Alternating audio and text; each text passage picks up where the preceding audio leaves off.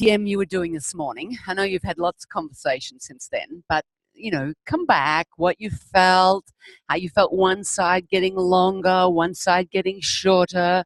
Is there anything that any shadow of that tendency in your walking?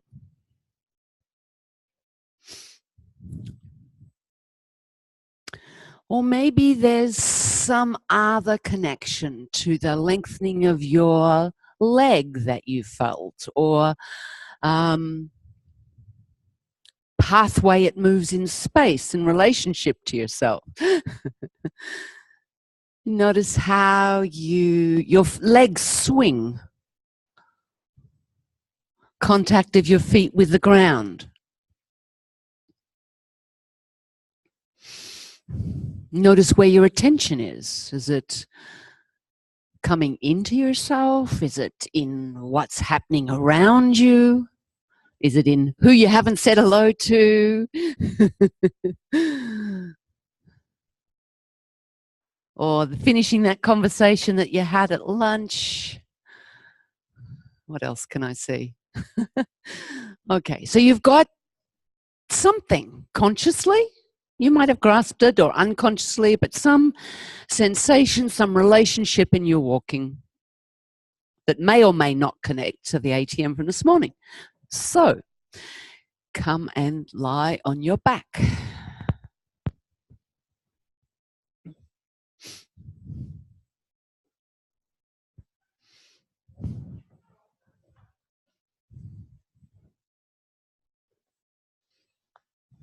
And it feels a little warmer in here this afternoon than this morning.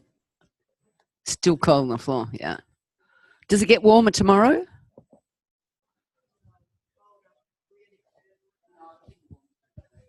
Gradually warms up.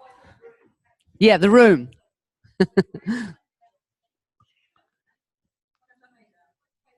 Okay.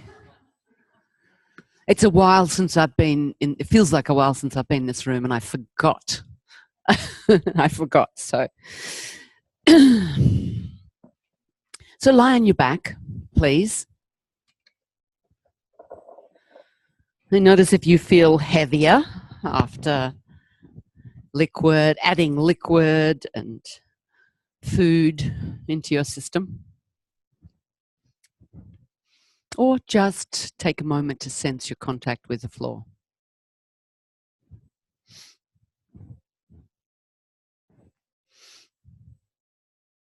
Please bend your knees, stand your feet. How do you choose to stand your feet? Do you choose? Do you have a position that's you, where your feet just go and that's where they stay? So, can you sense the distance between your feet with your knees bent like this? We did it long this morning, and you were paying attention to the relationship of your feet moving through space. Maybe it's a little easier to sense your feet and their relationship with each other. So, are your heels closer than your toes? Or your toes closer to one another than your heels?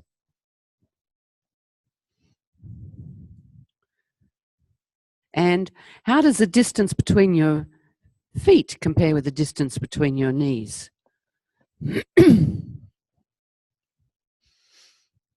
And how does the distance between your knees compare with the distance between your right hip joint and your left hip joint?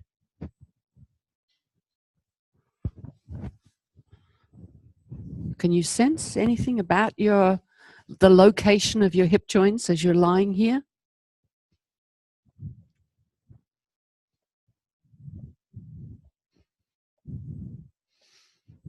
So I see some people putting their hands on the front bony part of the pelvis.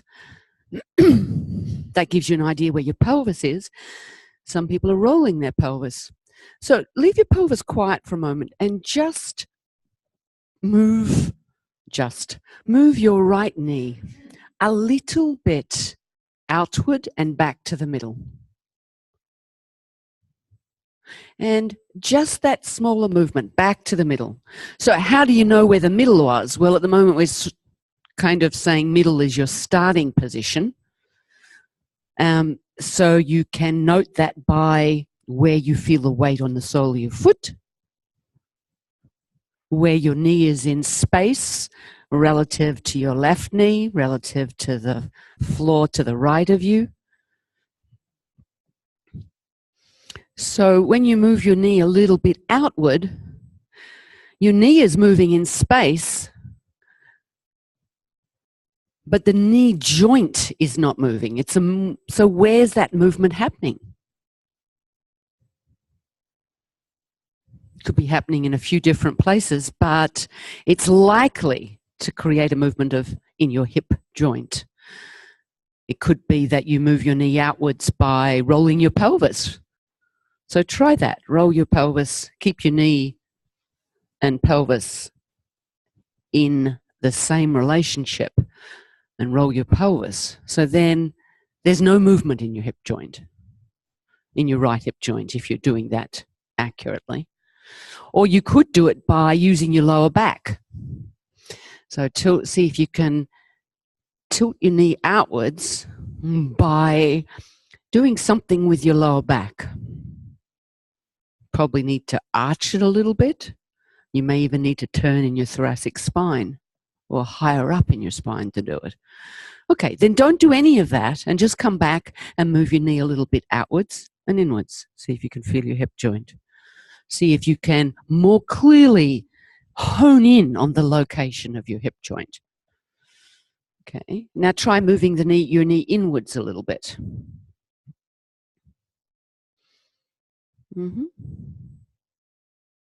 So if you feel your pelvis rolling, it may be that your hip joint is still moving if your knee is moving in space, or it may be that you're moving your spine.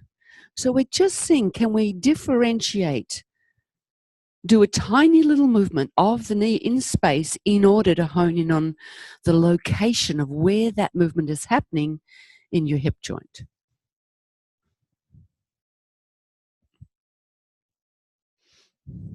Okay, try it with your left leg. So you've got two directions, outwards and to the place where you started from, which we could call the middle because your leg is more or less in the middle relative to yourself, or we could call it home because that's where you've started from, and then you go away from that place in one direction or another direction. And your femur is a long bone, it has an angle at the top, angles inwards. So hip joints are actually closer together than we often imagine. And they're difficult to locate because they're deep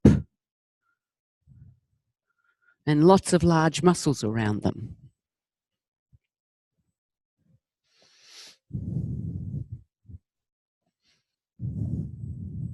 Okay.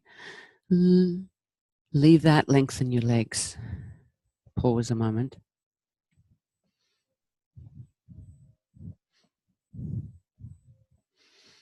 So with your legs long, could you roll your right leg a little outward? And then just let it return to rest. So you're not rolling in both directions, you're just rolling one direction and letting it come back to wherever that movement pauses and then moving it outward again. So now the length of your leg, if you don't allow your knee to bend, but you rotate, turn the foot outward, it could be happening in your ankle joint, but it could also be happening in your hip. So see if you can use the turning of your right leg outward a little bit to identify, listen inwardly to where the beginning of that sensation of movement is happening in your right hip joint. Okay, and then try, when you come back, try going inwards. And just notice, do you feel a difference between the ease in turning your leg outwards to inwards? And then make it a little bit quicker, as some of you are already doing. So it's a little back and forth, like an oscillation, and see if what sense that gives you. And then try the same with leave your right leg quiet. Well, actually, just for a moment, before we start with the left, just see if from those little movements, do you sense any difference in your right leg compared to your left leg?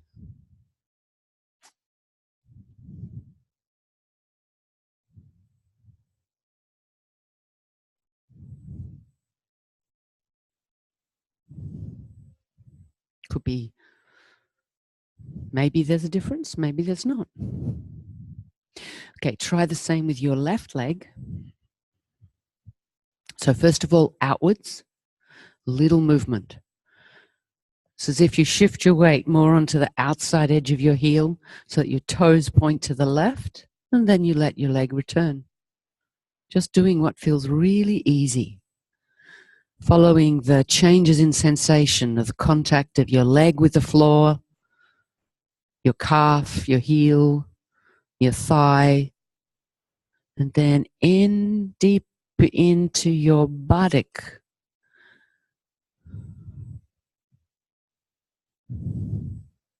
The lower end of your pelvis where your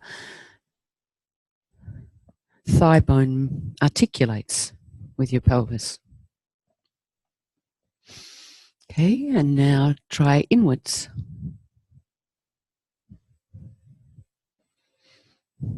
Just, what's the smallest movement that you can do to begin with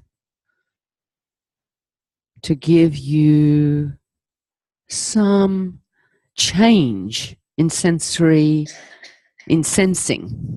that you might notice?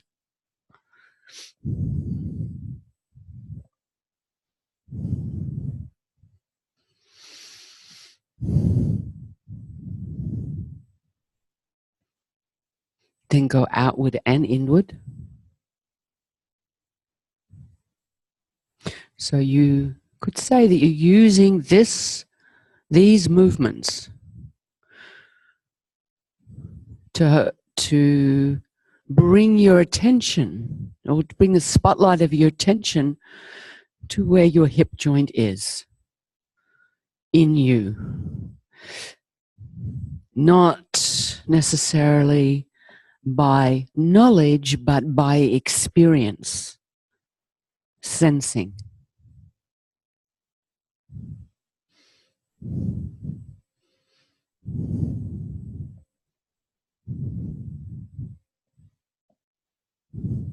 Then a little oscillation, little right, little left, little right, little left. Same leg, the same leg. There, yeah. Smaller and faster. So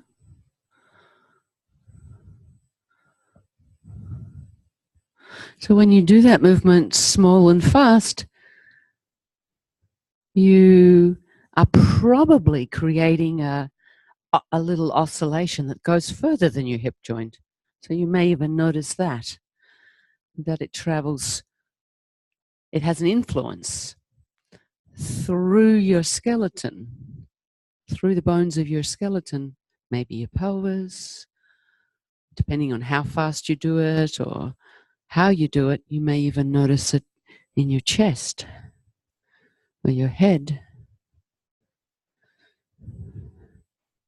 Okay, pause.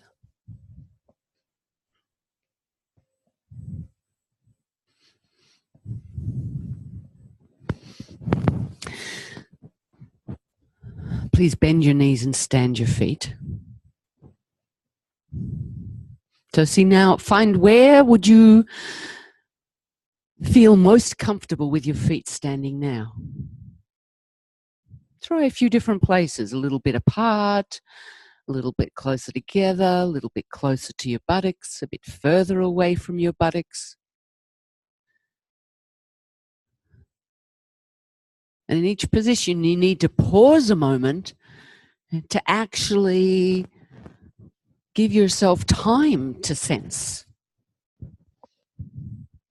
Do I like this better? Is it less work, more comfortable, less comfortable?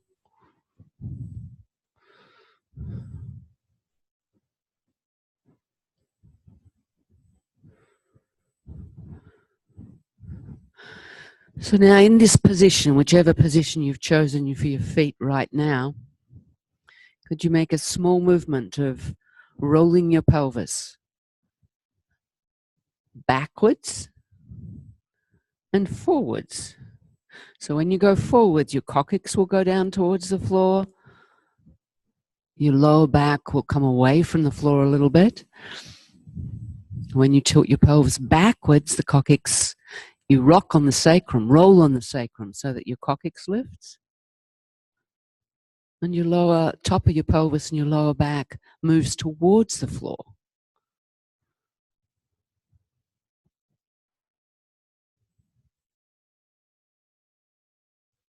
So it's not lifting the lower end of your pelvis, it's just rocking. Rolling, sorry. So in your experience of the clocks, those who were here last segment doing, I think it was last segment, pelvic clock, where did you put 12? 12 is headward? Okay. And where was 3? Okay, so the clock's on the floor. Right. Because you know you can put the clock on the back of your pelvis. Yeah, good. So you're moving 12 to 6. So try doing 1/10 of what you're doing.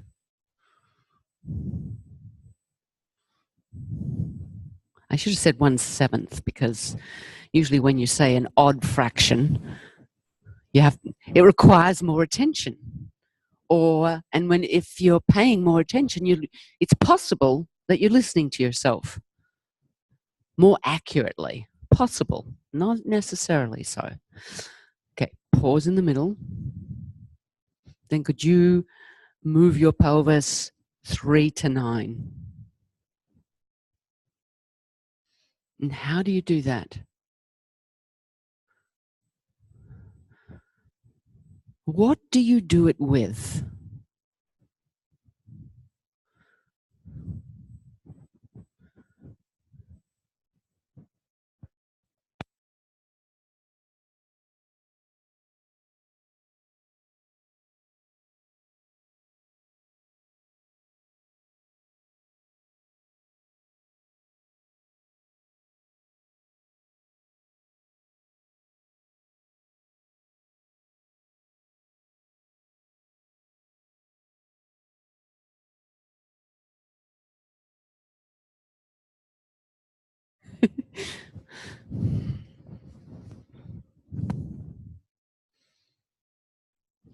Are you using your feet, your lower back, your buttocks? How are you doing that? How could you do it most simply, most easily,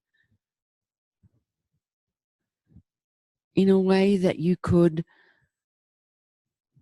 feel that you're moving proximally?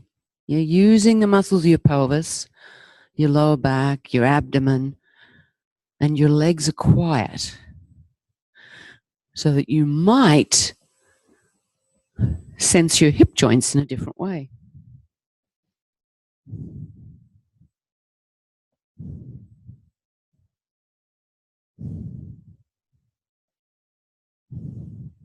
So your knees stay pointing to the ceiling.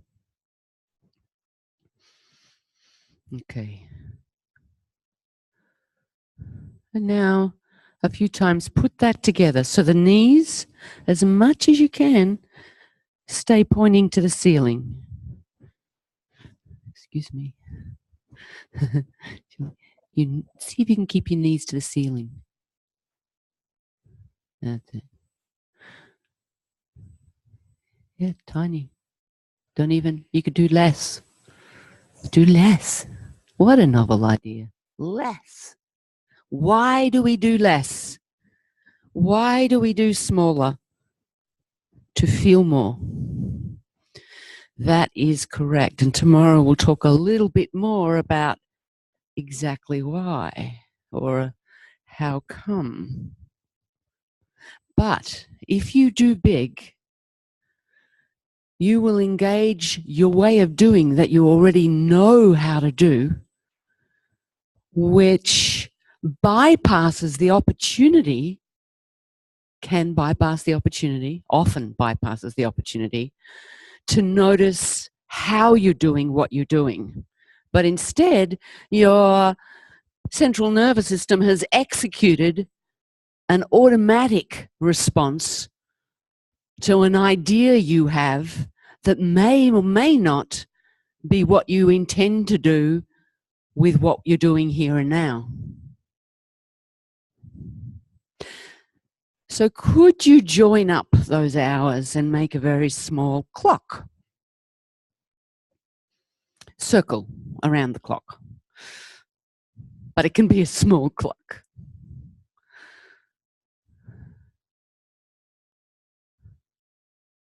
Don't have to make it a good clock, big clock, nice clock, just round, smooth, where there's no holding of your breath and you don't feel strain anywhere.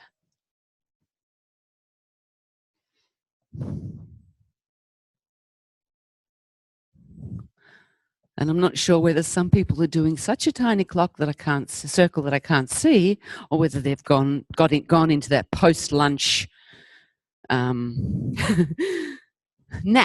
time. Okay, change directions of your circle. We're going to find out in a minute, though. Change directions of your circle. This is the kind of quiet lead into the lesson.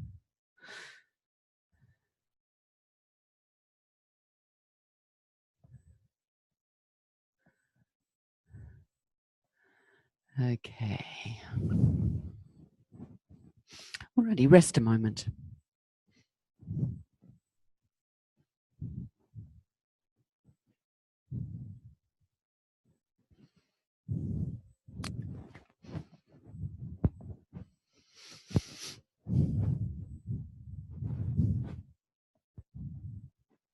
And then could you please roll yourself to one side and come up to standing?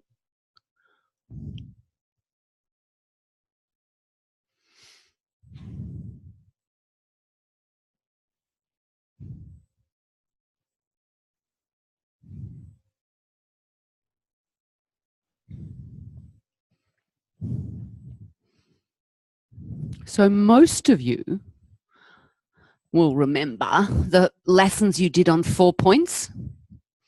You put your hands down on the floor, kept your arms long. So could you go down, find your 4 points?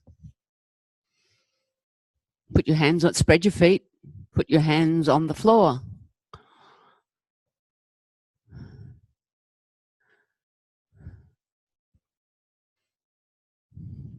Just, and in this position, so it's not on your knees yet, it's on your feet. Yeah, your bottom is in the air, but it doesn't have to be that your legs are straight. And could you organize yourself in this position to have your head, to look at the horizon?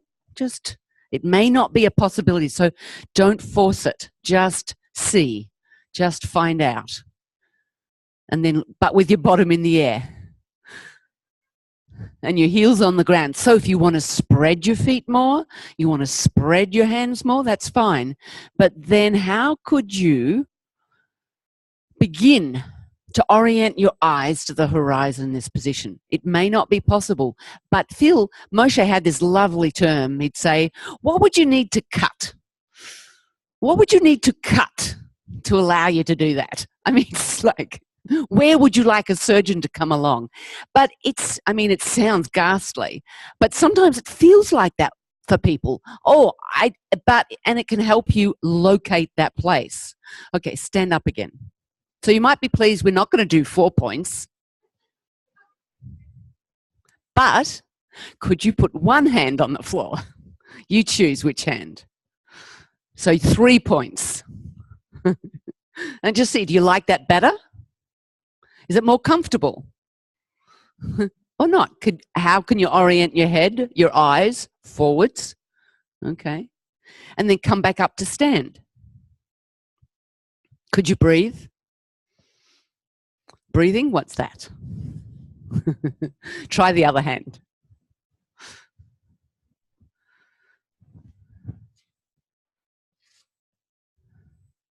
So does one hand feel easier for you to be there? So now we'll give up. We know we would like optimally for the head and the eyes to be looking at the horizon. But for most adults, it's really difficult.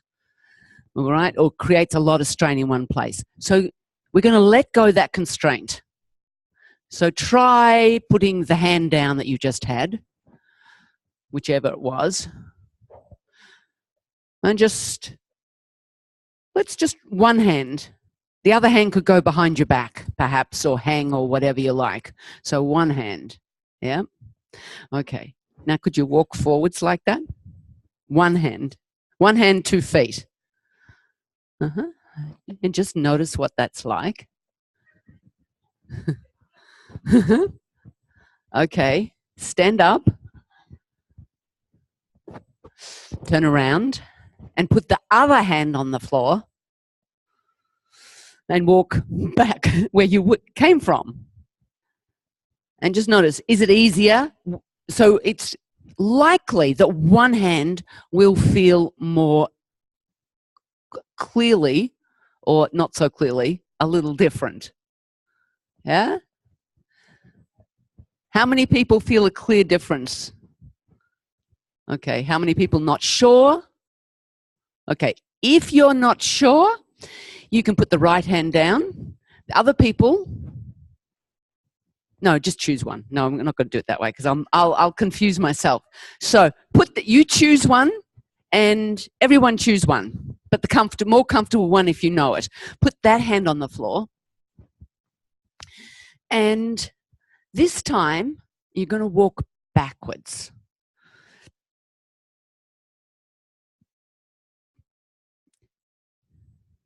And come forwards again.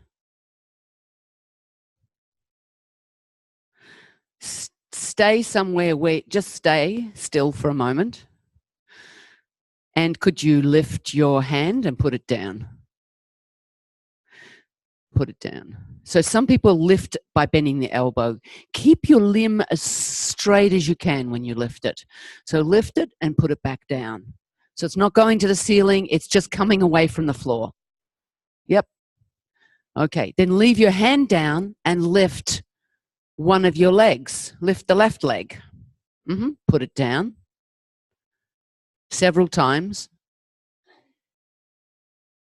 Just notice when you do that, how do you shift your weight? How do you reorganize your weight? So don't bend the knee anymore. It's a lifting of the entire leg, keeping the shape it is. Now lift your other leg.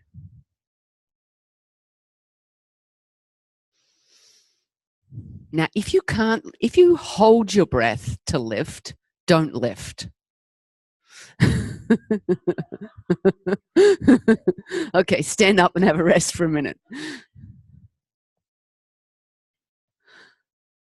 You know, I still remember my training, a lot of my training so clearly. It may be colored a little bit now, but I still remember it so clearly. So when we got the instruction, if you stop your breathing, don't do a movement. I would be there for hours because I didn't know how to not stop my breathing. So I'd be as soon as they gave that constraint of breathing, I was done. If I was totally honest, we can deceive ourselves, but if we're honest, any sign of effort, we're going to interrupt our breathing. So it's whether we can recognize that we've interrupted it, not just stopped it. So it can be held, but it can be held anywhere along the phase of inhalation or along the phase of exhalation. We can do it. We're clever. We're clever. Okay, come back. Same hand. Yes. Yes, sorry. Thank you for that clarification. Yes, interruption equal to stopping your breath. It's just a mini one, perhaps. Yes, temporary. So it's like the power when it goes out. Put the same hand on the floor again. Okay, so now can you lift your hands and put it back down? Your arm, I should say. Yep, good. Your left leg and your right leg.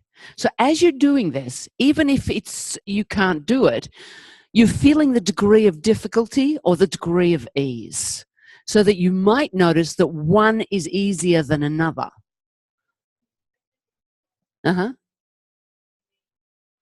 Break the contact with the floor is another way of saying it. So I could lift it just by doing that, but we're not talking about that. Yeah, that's keeping the relationship of your leg as it is. If you lift it out to the side, it's like you could be keeping the relationship of your leg as it is, but you're doing more than necessary. Yeah? When you do a lift, yes. But you can change it to find better places. We're seeing if you can do it where your hand is. Or yes. But you can change. If you find a better place for your left hand, you can put it there. We're going to go there in just a minute. Yes. So you're all ahead, which is great. So now can you lift the same side leg and hand?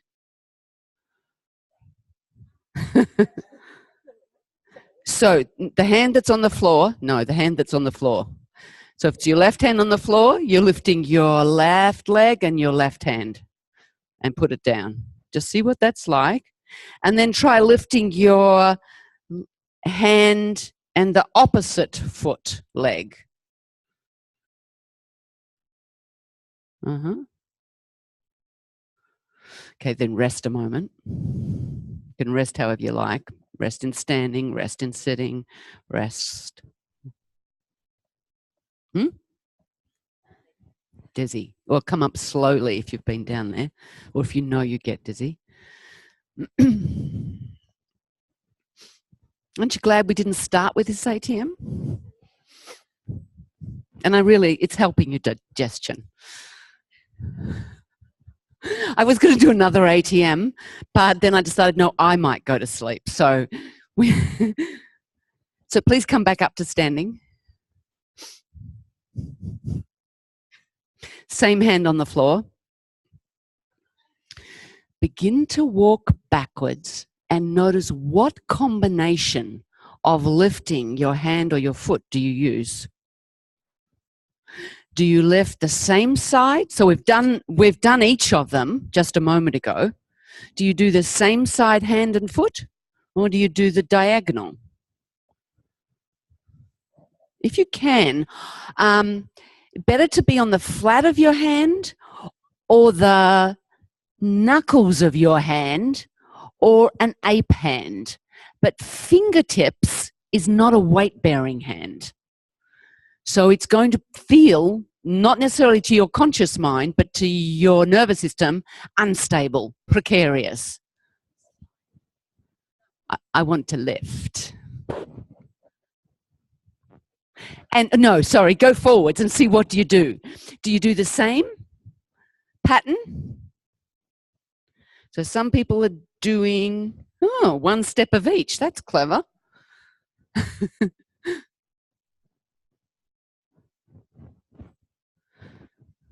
So there is no right way here. It's just, can you notice what you did spontaneously? Okay, rest. Yes, let's have a rest. Great. You cannot make trainers happier than taking a pause and resting in an ATM. Well, you probably could. There probably are some other ways, but it's an indication that you're starting to listen to yourself and hopefully not leaving it so long that you have to rest, which is a tendency. because we're used to keeping going. We have to work an 8-hour day. There's that job to finish. You've got to get somewhere. There's investment in finishing or keeping on going. But when you're learning, that doesn't serve you.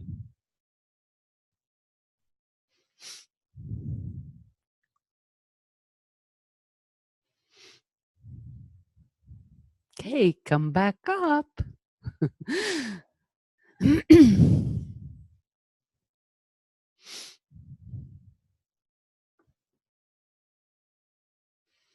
And how is it? You know, children spend hours, or maybe not hours, that's an exaggeration, but lots of time, hands and knees, hands and feet with our pelvis in the air. And as adults, it's some of the hardest things we can do. How do we lose it? Pardon? Age. We age ourselves by using ourselves in the way we do. For the majority, you know, for most people, we get older before our time because of the way we organize ourselves to live our life and do it with expediency and without awareness. So, other hand on the floor. But I think somebody said life. Yeah, it is life. It's our experience of life. It's not using it and then becoming habituated to other patterns of movement that negate these, that actually prevent these patterns from happening. So yes, come down. I'll stop talking. So come down, put your other hand on the floor. And first of all, explore lifting your hands several times. Feel, where does your weight go? So this is not just about me making it difficult for you. This is about a movement concept of weight shifting that you can feel in yourself, that you can make more difficult, that you might be able to make easier. Now try lifting one of your legs. Feel how you distribute your weight. Does it go more onto the other foot or more onto your hand? More forwards, more backwards, more sideways? Mm-hmm. And now try lifting the same hand and same foot several times. Feel where your pelvis moves in space. How far does your pelvis need to move laterally in order to free your hand and free your foot? So it's not about making it successful with less necessarily, although Pilates would say yes, do so. And then try the diagonal.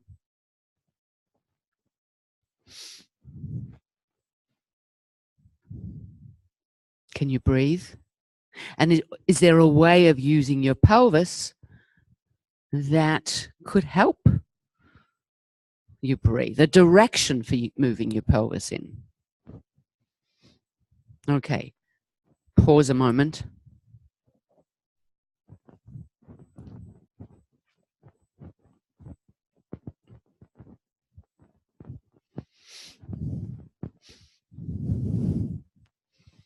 So for adults, doing developmental type movements, low to the ground or on the ground or transitions away from the ground, is incredibly difficult, challenging, because of the differentiation that we've usually lost in our spine, in our thorax, in our hips, in our feet, in our shoulder girdle.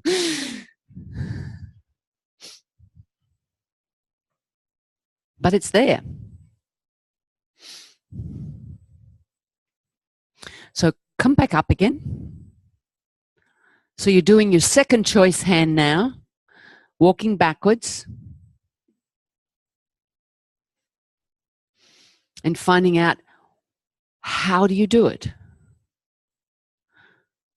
Do you move the same side leg with your hand, or the diagonal side leg with your hand?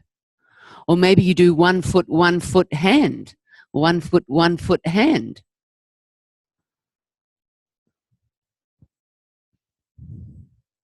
And then go forwards. And you go forwards in the same way?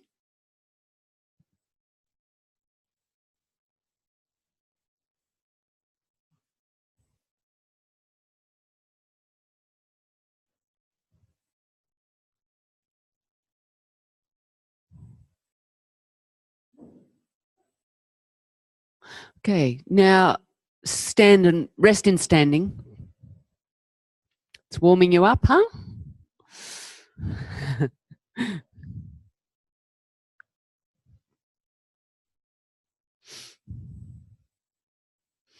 Same hand. This time, can you walk around yourself?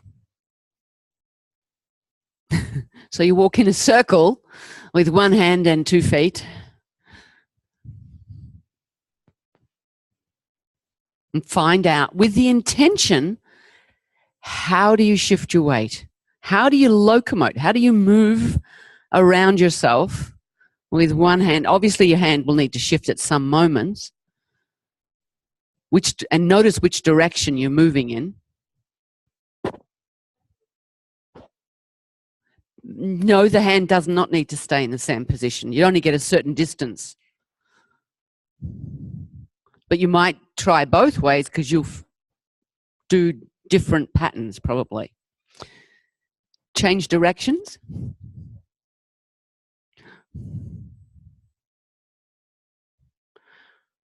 If you get dizzy, it could be because you're not used to stimulating a vestibular system. It could be because you're not breathing very well. It could be blood pressure. So listen to yourself.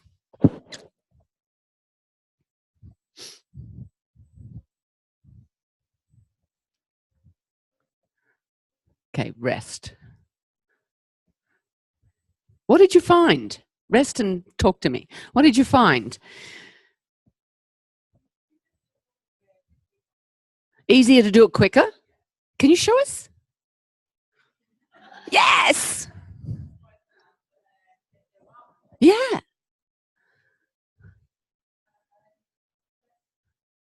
Uh-huh. Oh. Okay. Yeah. Great. And actually, I didn't see anyone else doing that. Yeah. There kind of was, but somebody else said something about it. Yeah, you were shifting. So it's an interesting solution. It's an interesting solution. Yeah. How come? Do you feel cheated that you didn't think of that? Okay.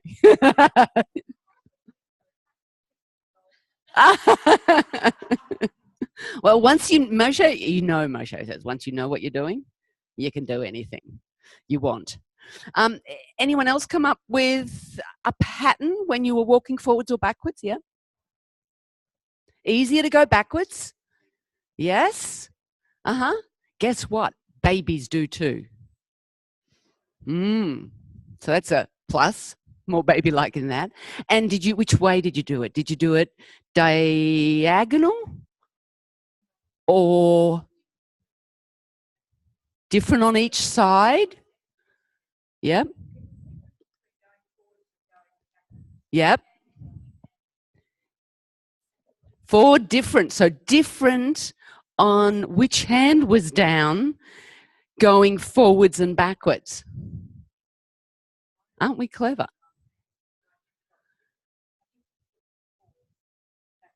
Uh-huh. Different foot. Yes. So was it the same side? So let's come back up and clarify. What's that? Same for everyone. Anyone else have another combo? We've got lots of combos. Different foot with a different hand. Foot, hand. So a 3-step. 3-step. We have some 3 steps. Okay. So come back up again and just clarify for yourself what you do with your right hand down, walking forwards and backwards. We'll forget the going round, even though we've got some very clever solutions. Innovative, thank you.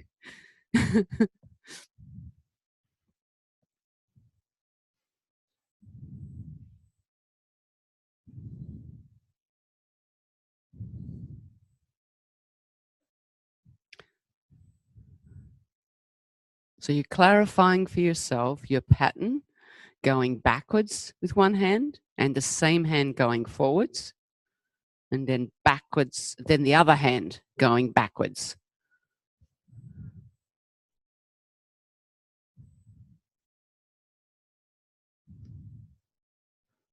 And whether you're a three-step, a same-sider, or a diagonal.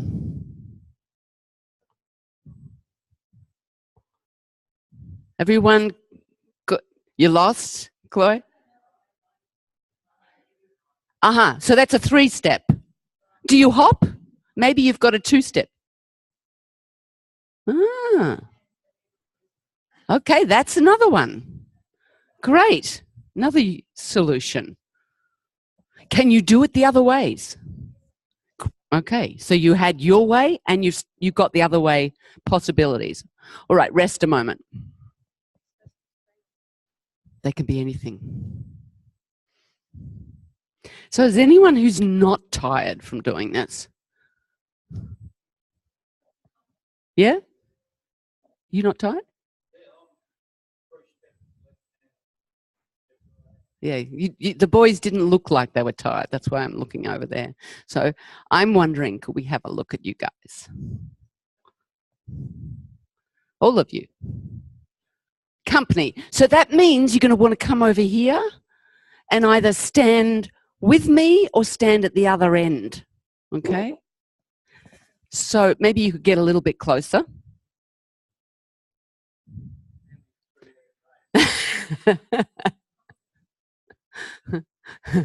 Okay, so let's have the same hand down. That might help us. So the left hand down. Sorry, I should have said right, but never mind. It's back to front. All right, and let's go backwards first. They were ready. They were about to charge, the three of them.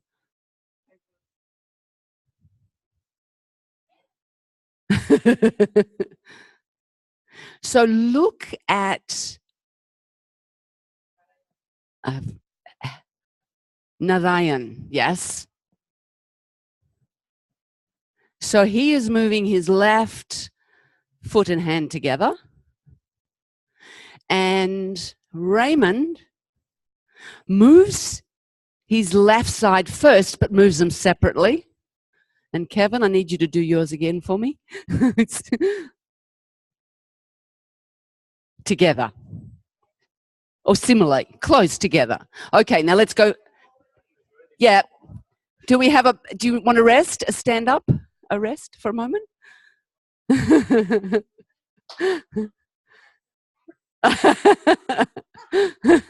Okay, same hand, coming forwards.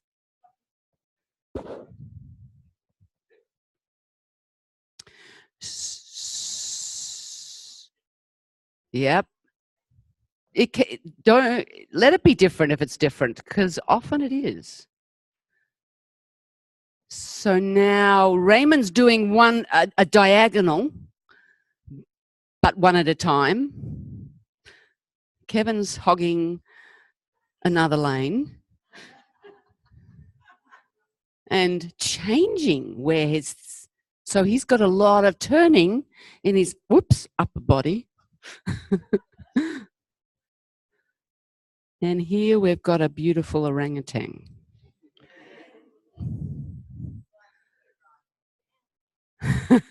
So there's a lot of turning of the pelvis, but he's also got a lot of flexion and extension through his back, and a fluidity of the timing of his. Do you want to change arms? Okay, change arms and walk backwards. Any questions? You boys can go. Just to the back of the room, though.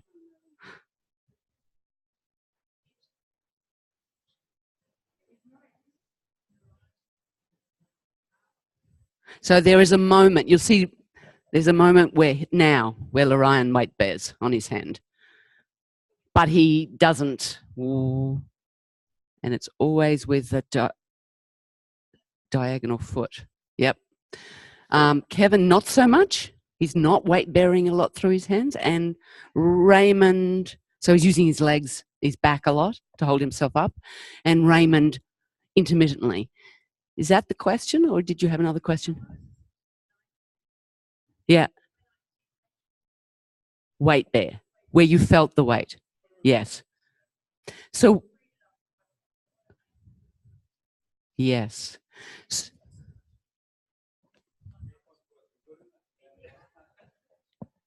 So you didn't feel like you were bending over so much. Yeah. So when you distribute your weight, you're going to feel more secure. You've got a bigger base of support. Whereas if you hover and lift your hand and aren't actually using it as a support to take your weight through to the ground, it feels very different. Okay. Any other questions?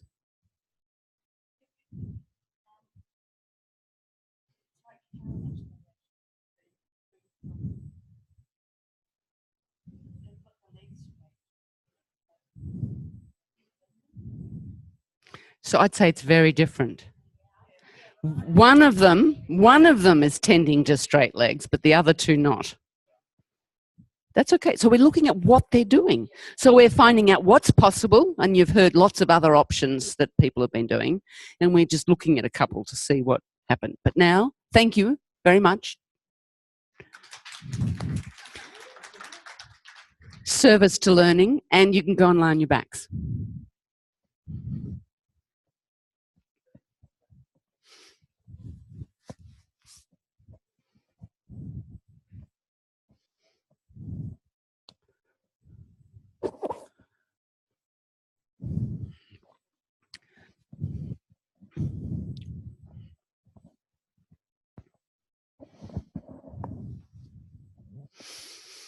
Have a rest.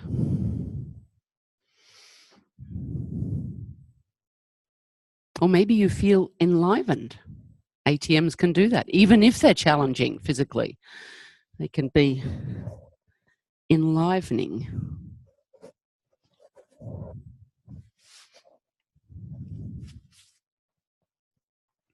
Notice how you feel your contact with the floor.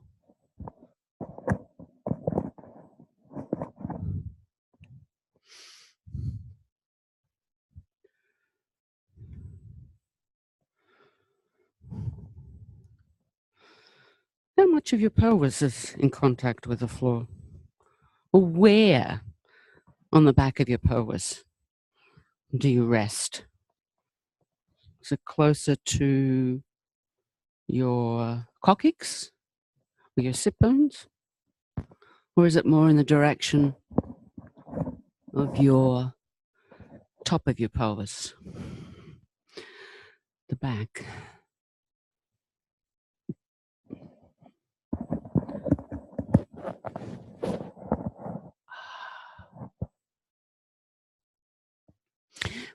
Please roll over and this time come up onto your hands and knees.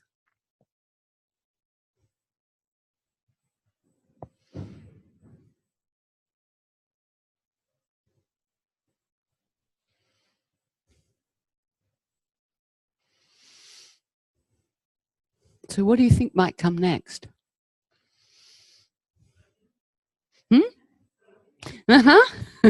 So could you, we'll say, walk backwards on your hands and your knees.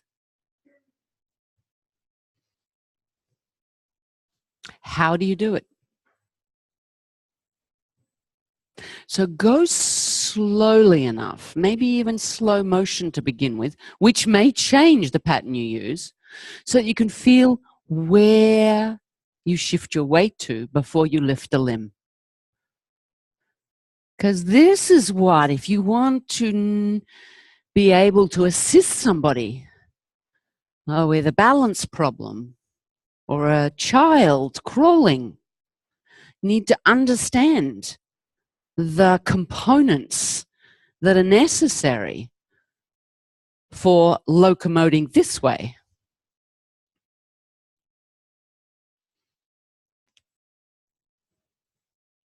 A lot of you seem to have your eyes glued to your knees.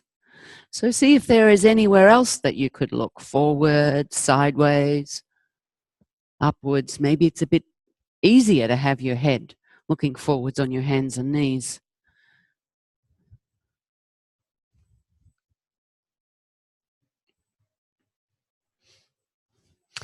So are you a 4-point shuffle? Same side, which we would call homolateral, meaning the same arm, same leg, at the same time,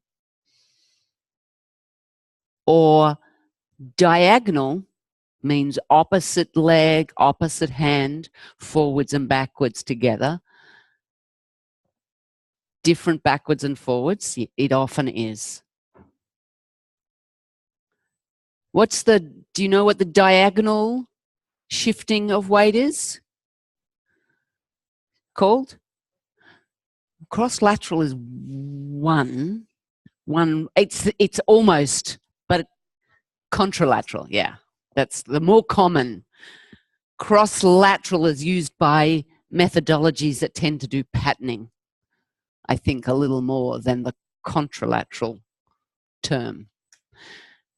So, and what's the other way where either, what's another way? We saw it in a form where there was the 3-point shuffle or the 4-point shuffle, where you move both hands, both knees, both hands, both knees. Huh? Hands, knees, hands, knees. Yep. So that's upper body, lower body. Which I've forgotten what it's called. Kangaroo. Kangaroo, bunny hop. Homologous. Homologous? Is that what it is? No, that's same side's homolateral. Is it homologous? No. Upper, lower. I'll look it up. But they're all possibilities. So the names of them is less important unless you want to communicate with someone. But that you can identify what is happening, and having that experience yourself of feeling how you can move both knees, both hands, same side, hand, leg, and diagonal. And they all have advantages. Which one, do you have a sense which one is the last one before we start to walk? Which one is the most advanced? Huh? Contralateral, yeah. Because it involves organizing across the midline. Okay, leave it and lie on your back.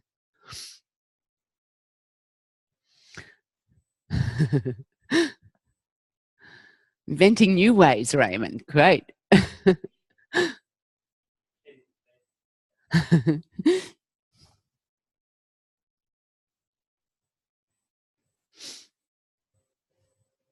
And so, what influence do you feel of being on your hands and knees, your hands and feet, now as you lie on your back?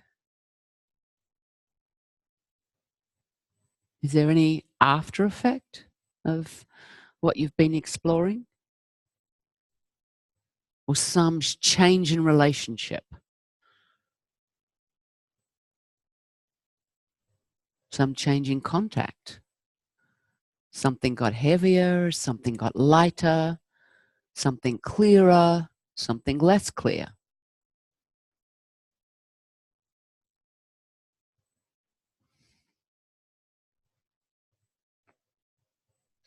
Please come up onto your hands and your knees.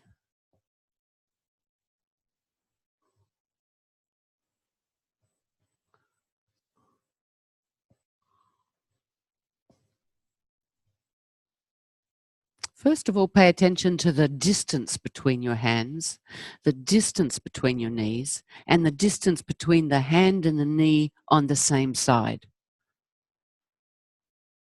So you want your hands as much as possible to be underneath your shoulders, your knees to be underneath your hips, so that your limbs are actually supporting your weight and the weight goes down through the floor, not at a tangent or so it goes through the bones rather than creating a shearing force in your joints. Now, could you bring your right leg, your right knee, behind your left to the floor on the left side of your left knee? Good. And bring it back. Notice, how do you do that? So do it again. Behind. What happens in your through the length of your spine? And where are you looking? Are you looking, does where you're looking influence the ease of bringing your leg behind the other one?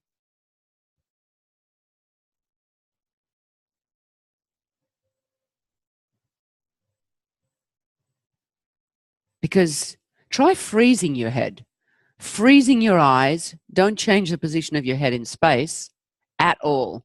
Imagine I came along and I put a little vice around your head so you couldn't let it go in any direction. What would happen?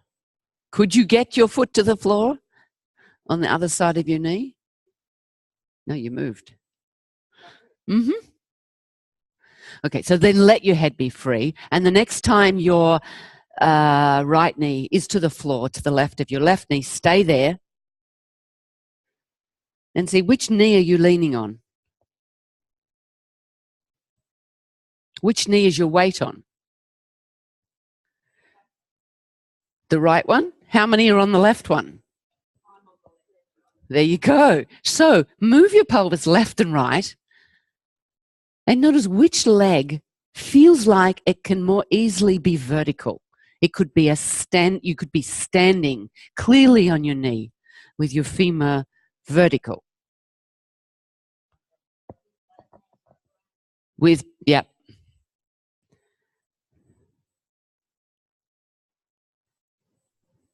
So I'm going to ask you to stand on your left knee. So how can you organize your back, your pelvis, yourself to be comfortable with your hip joint more or less above your knee? And then in that position, think of moving your pelvis a little leftward and a little rightward in order to try and locate your hip joint.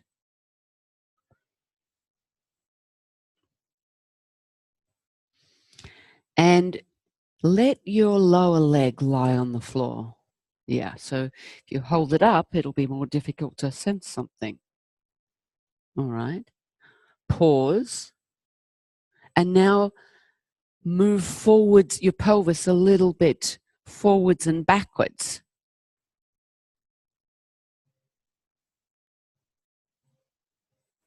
Are you tilting your pelvis forwards and backwards, or are you rocking forwards and backwards?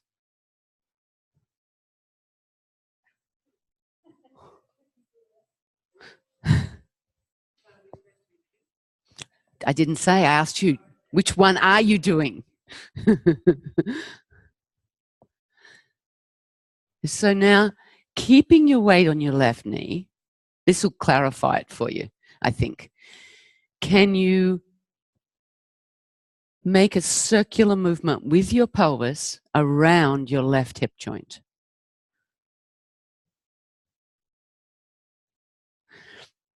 Keeping your left thigh vertical.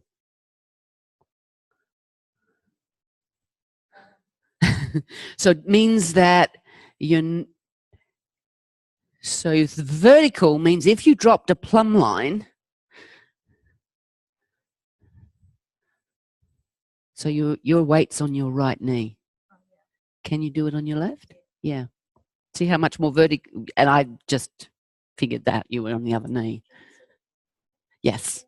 So your weight is on your left knee, and you're moving your pelvis in a circular fashion, like you were doing on your back, but so you're circling around your left hip joint. And feeling, what do you need to do through the length of your spine and with your head to make that smooth, round. So if your head is fixed, there's no way it can be smooth. If you maintain a fixed relationship with your head to your shoulders or to your upper back, your pelvis is going to have angles, jerks. It's not going to be a continuously smooth circular type movement. It's a very complex circle. That's nice.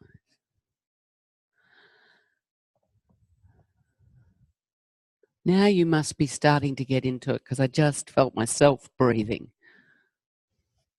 So maybe you're breathing. Change directions if you haven't already.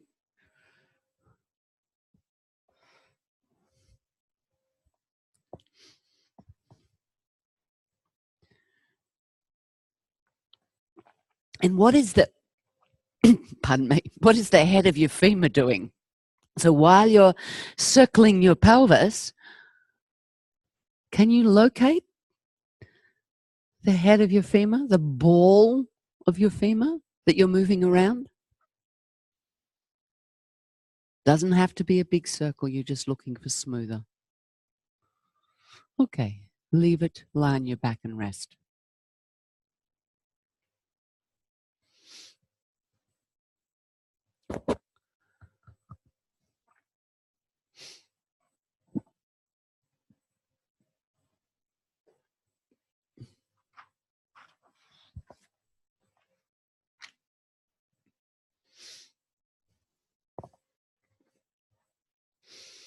Notice what you sense.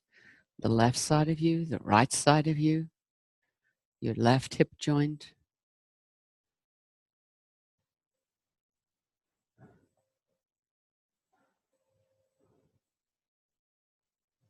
Left leg, left side of your face.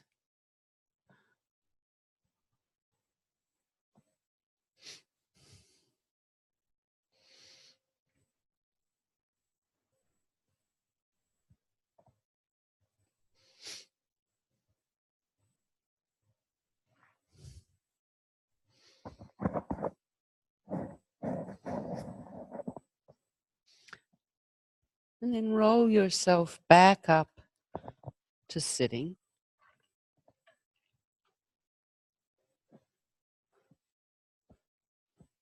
And what's his name, Jenny? Pardon? Bono. Oh, that's good. That's good. Have a look at Bono here. Let's see, can we? So, first of all, I think you did a lot of looking at the pelvis last segment. Yeah? And did you include the hip? Was the hip joint in that? Not so much? A little bit?